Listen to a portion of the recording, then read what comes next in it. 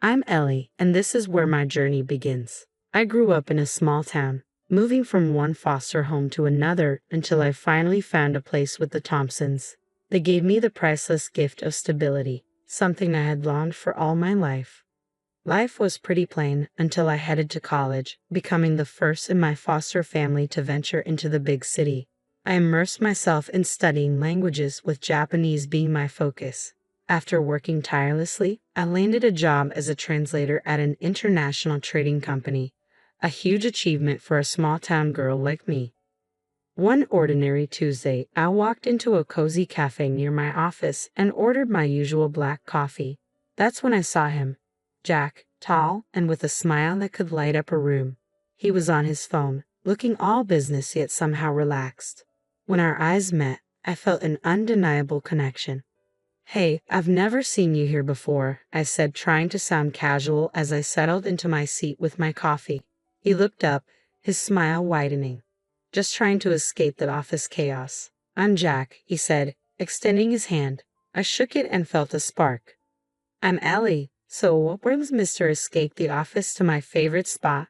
I asked, intrigued. "Good coffee and better company, it seems," he quipped, and from that moment, we hit it off. Days turned into weeks, weeks into months, and before we knew it, a year had passed. Our conversations had evolved beyond coffee chats. Jack was a city guy, charming and worldly, but we both knew life wasn't always smooth sailing. After a year of dating, we decided to get married, and I was over the moon. I wanted him to meet the Thompsons, the people who shaped me into who I am. My foster parents, Mr. and Mrs. Thompson, were salt-of-the-earth types who lived simply and worked hard. They had been fixing up their house, so they rented a tiny apartment that was nothing special but filled with warmth and love. "It may not be much, but it's filled with good memories," I told Jack. He nodded, but I caught the look in his eyes as he scanned the cramped space. He was clearly uncomfortable. We spent the weekend there, and my folks treated him like royalty, but Jack was distant, always checking his watch, eager to return to the city. As we drove home that Sunday night, the silence in the car felt heavy. "Jack, you've been quiet. What's up?" I finally asked. He sighed, clearly reluctant to speak. "Look, Ellie, your folks are nice, but we come from different worlds," he said, his words steaming. I fought to keep my composure. "What does that mean?" "It's just different. I'm not used to this simple life," he admitted, trying to smooth things over quickly. I turned to look out the window, biting my lip as I considered the differences between our lives. "Jack, I don't need fancy things, but we have to respect where we both come from," I said firmly. He nodded. "Right. Of course, I love you, Ellie. That's what matters," he said, but a part of me wondered if we truly understood each other. That night, I lay awake, reflecting on the simple life I cherished and the complicated world I was stepping into. Just days after our awkward visit to my childhood home, it was my turn to meet Jack's side of the family, his mother, Vivian. High-rise apartment in the city center was decked out in lavish decor that screamed wealth. When we arrived, she greeted us at the door, dressed in designer clothes from head to toe, and her apartment looked like something out of a magazine. "Ellie, isn't it? And what is it you do?" Vivian asked, sizing me up as if I were a product she was considering. "I'm a translator. I work with Japanese clients at a trading company," I replied, trying to sound confident. "Oh, impressive," she said with a half smile, but her eyes were scanning me for flaws. When I mentioned my background and my foster parents, her expression shifted. "From the province and fostered, you say? That doesn't seem quite fitting for my Jack." Jack jumped in quickly. "Mom, please. Ellie's wonderful and I love her. We're getting married." "Married? When's this happening? How are you planning it?" Vivian's tone changed to one that felt a bit too invasive. "We're thinking of something small and intimate. Just us in Hawaii," I said, hoping to highlight the romance. Her eyes nearly bulged. "Hawaii? Just the two of you?" "No, that won't do. What will my friends think if I can't even throw my only son a proper wedding?" I tried to stay calm. "It's our day, Vivian. We just want something that feels true to us, without all the fuss." That was the tipping point. She huffed and declared the discussion over, walking out of the room. Jack glanced at me, his expression apologetic, and whispered, "Let me talk to her. We'll sort this out." 4 months flew by, and despite the rocky start, there we were in Hawaii, ready to say, "I do." It was supposed to be an intimate ceremony, just Jack and me. But of course, Vivian had other plans. She showed up, camera in hand, eager to capture every moment. It felt like she was lurking, ensuring she had plenty to post online. Jack seemed oblivious, basking in the sun and the joy of the ceremony. I tried to smile through it, leaning in to whisper, "I thought it would be just us." He squeezed my hand, his eyes sincere. "I know, I'm sorry, she's just excited. Let's try to enjoy our day." But Vivian was buzzing around us, her phone always up, shouting, "Smile here. Oh, this will look fabulous on my feed." I felt like a prop in her social media showcase rather than a bride on her wedding day. What was meant to be our special moment had turned into just another one of Vivian's extravagant productions. Coming home as newlyweds should have been about cozy, love-filled days. Breakfast in bed, slow dances in the living room, the works. At least it started that way. Jack slipped a stunning ring on my finger the day we got back, one that caught the light and sparkled endlessly. "It's been in my family for generations," he said, his eyes shining with pride. "Be careful with that ring. It's more than just expensive, it's an heirloom." Vivian chimed in, hovering over us like a dark cloud on a sunny day. Her reminder felt more like a warning, making my heart sink a little. The first few weeks, Jack and I were in our blissful bubble, stealing kisses and cooking together. But then Vivian started dropping by unannounced, like a storm that had settled over our home. It all began one afternoon when I was folding laundry, and the doorbell rang. There she was, that familiar look on her face, as if she were about to inspect a military base. "Just checking in on my favorite newlyweds," she said, but her eyes darted around the apartment as if she were searching for something wrong. I tried to be polite, making small talk, even as she wandered into the kitchen, her fingers gliding over every surface. "Ellie, darling, do you ever clean? And where are the fresh vegetables? A man needs his greens."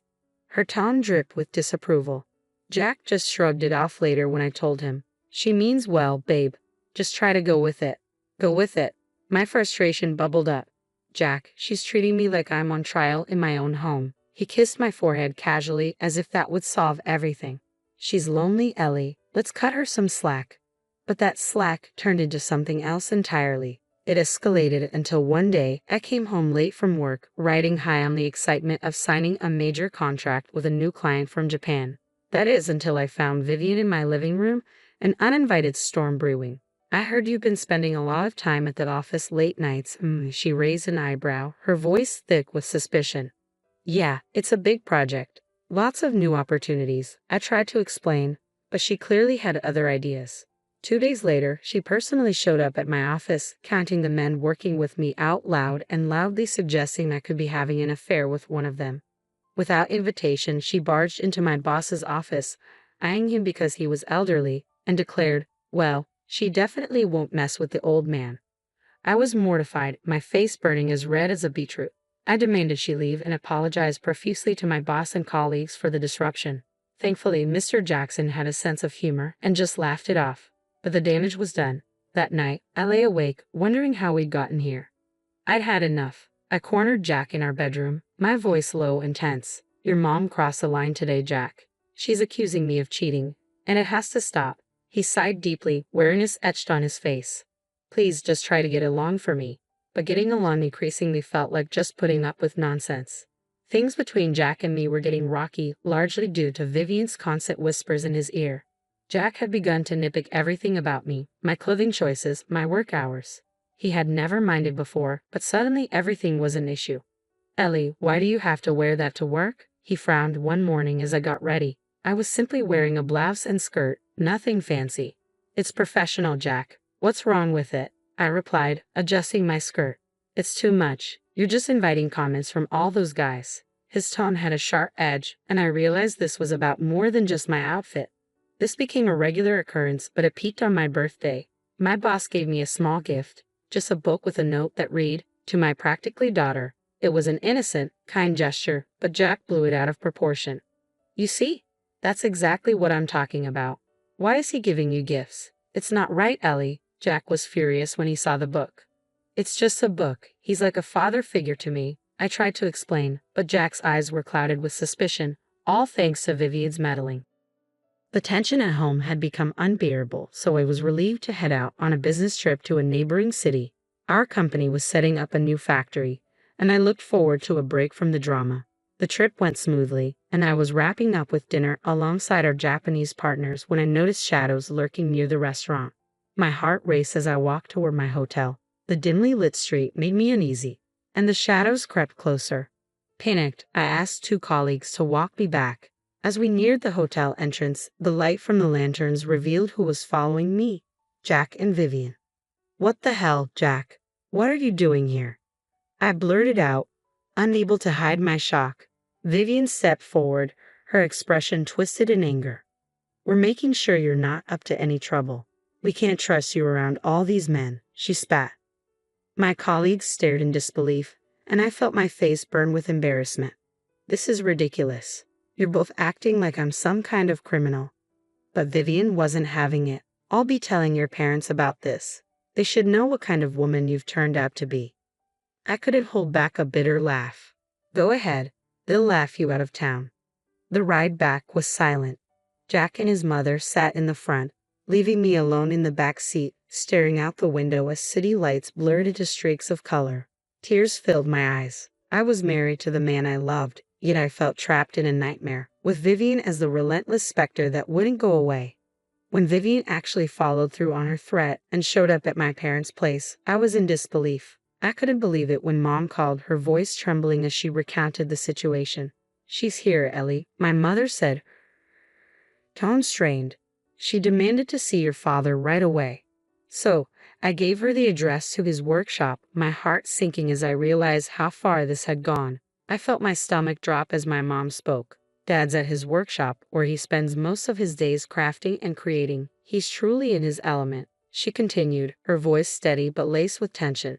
"Your mother-in-law went there and saw your father in his work clothes, stained from the glass." She just scoffed. I gripped the phone tighter, bracing myself for what was coming next. "When your father went over to greet her, he apologized for not shaking her hand. His hands were all stained from work, you know." She looked at his hands. "Ellie made a face and said something awful about coming to this backwater for nothing." My heart sank further as I listened. "She says she understands now why you turned out the way you did and just left without another word."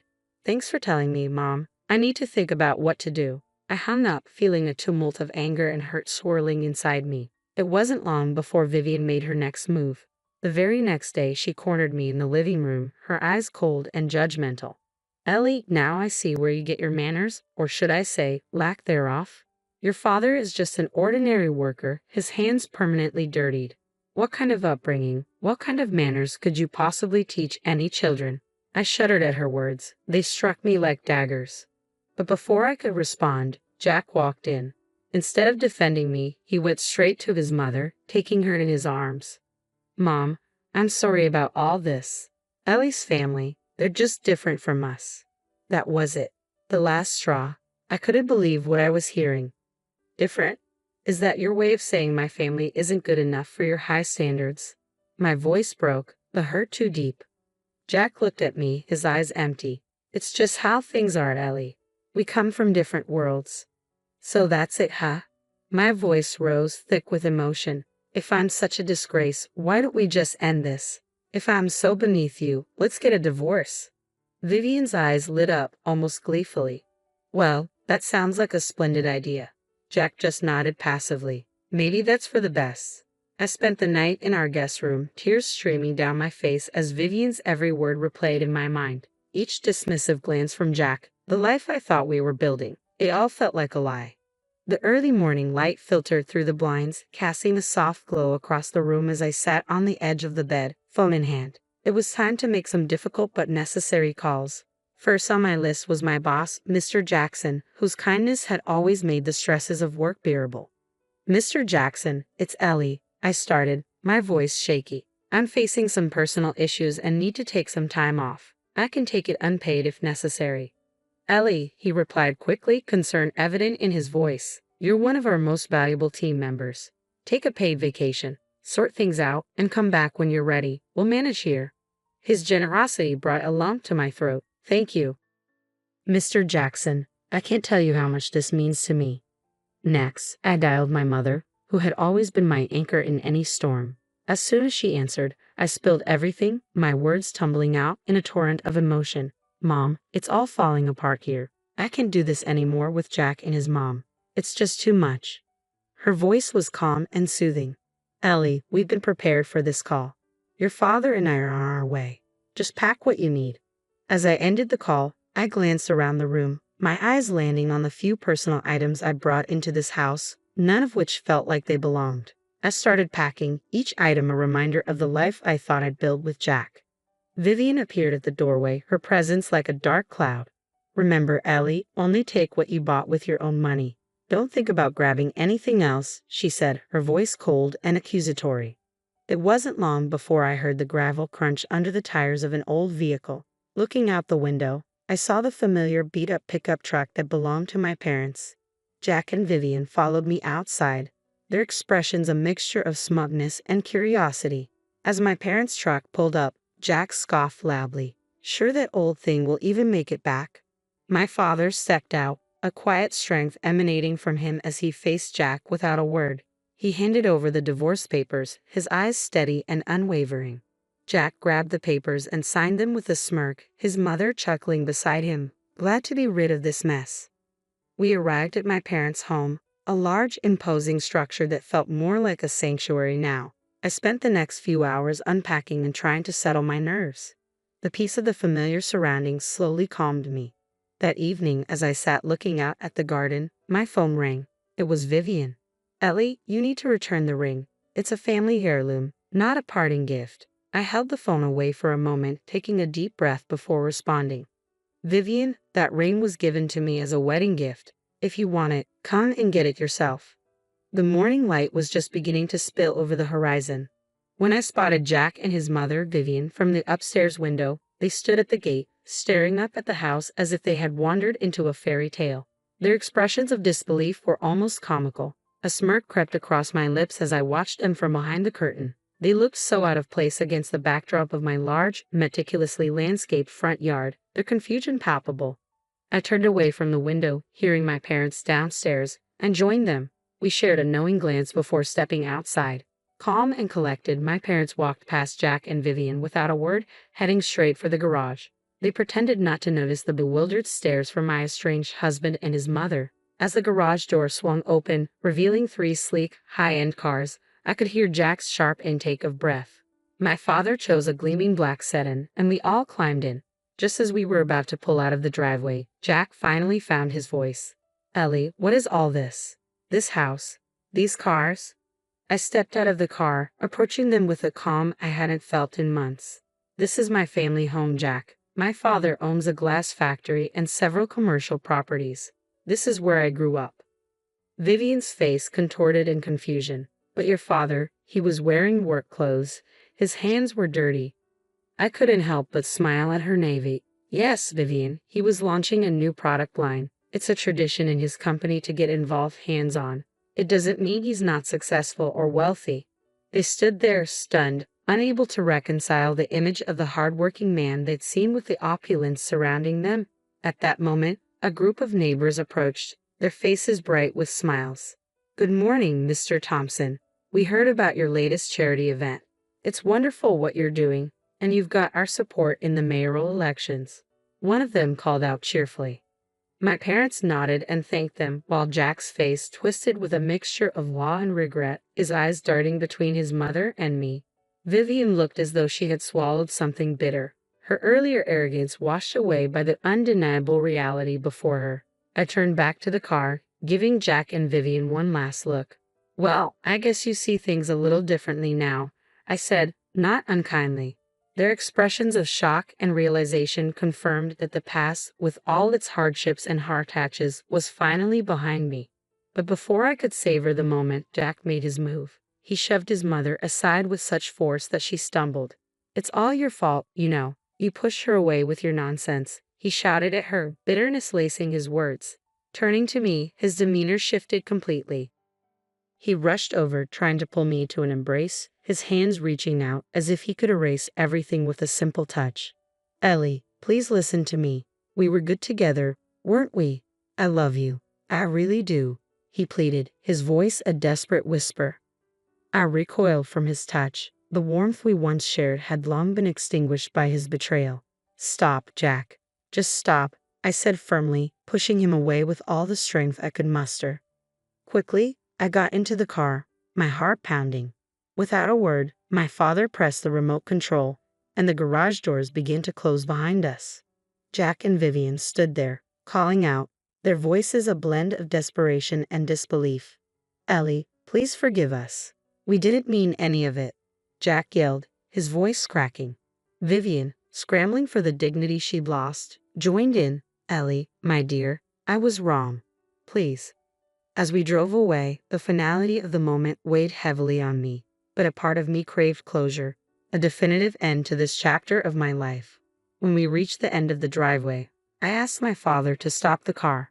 Thinking this was his chance, Jack ran up to us, his face lit with hope, while his mother trailed behind, her earlier elegance replaced by desperation. Without a word, I rolled down the window, pulled off my wedding ring, and held it out. Jack's eyes widened as he realized what was about to happen. This is where it ends, Jack, I said, my voice steady. With that, I threw the ring out of the window. It glittered briefly in the morning sun before landing on the soft grass beside the road. Vivian, ever the opportunist, rushed to where the ring had fallen, her hand scrambling through the grass. I rolled up the window, shutting out their pleas and the painful past they represented. Let's go, Dad, I said quietly. 2 weeks later, I was back in the city, settled into a new apartment that felt more like home than I had in a long time. I returned to work, where Mr. Jackson welcomed me with open arms and a gentle understanding that eased my transition back into routine. Jack made several attempts to contact me, each one more desperate than the last. He claimed to have cut ties with his mother, begging for another chance, but some things, once broken, can't be mended. I told him it was over for good this time and blocked his number. No more words were needed.